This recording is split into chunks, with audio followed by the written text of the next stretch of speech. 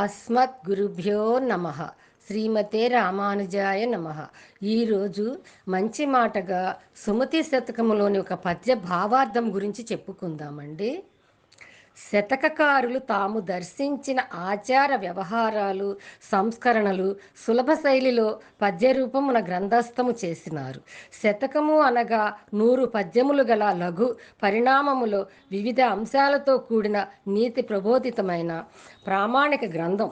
ఇది సంస్కరణాత్మకమై సదాచారములను ప్రోత్సహిస్తూ దురాచారములను ఖండిస్తూ మానవుని ఉన్నత శిఖరాలపై నిలిపే ప్రయత్నమే ఈ గ్రంథ రచన ప్రధాన ఉద్దేశ్యము.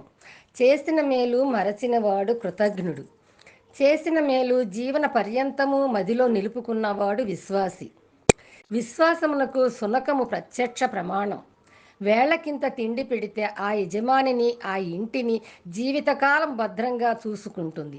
అందుకే అంటారు, జీవితంలో ప్రగతి పదంలో నడిపించిన వానిని సంకట కాలంలో ఆతిథ్యమిచ్చిన ఇంటిని మేనా ప్రాణములున్నంత వరకు మరువరాదు అంటారు.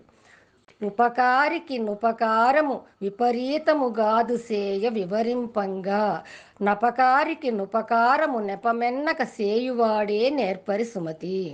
భావము: మేలు చేసిన వానికి తిరిగి మేలు చేయుట శుభలక్షణమే. అంతవరకే పరిమితమై ఉండుట ఒక విధముగా వాణిజ్యమే అగును.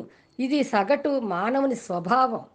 తనకు కీడు చేసిన వానికి సైతం నిందారోపణము చేయక తగు సమయంలో సహాయము అందించుట ఉదాత్తుని లక్షణము.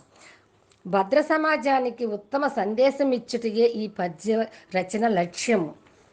ఈ పద్య భావమునకు వృక్షము ప్రత్యక్ష నిదర్శనమైన నిలుచుచున్నది.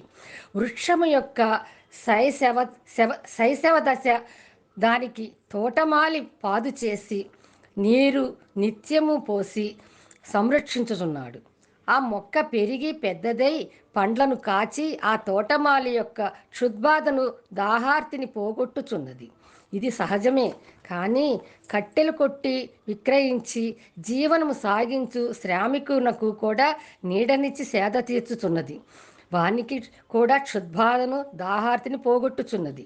శ్రామికుడు తన వంశమునకు హాని తలపెట్టుచున్నాడు. ఎట్టి వివక్షతను చూపక తన ధర్మం నెరవేర్చుచున్నది. ఈ ఘటన అపకారికి నుపకారము చేయుటను తెలియజేయుచున్నది. ఇది మహోపకారం. మరి మనము చేసిన సహాయం ఎప్పటికీ మరవకుండా వారి ఎడల కృతజ్ఞతాభావం కలిగి వీలైతే వారికి ఉపకారం చేయాలి.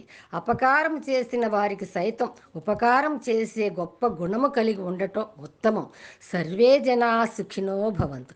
లోకా సమస్త సుఖినో భవంతు.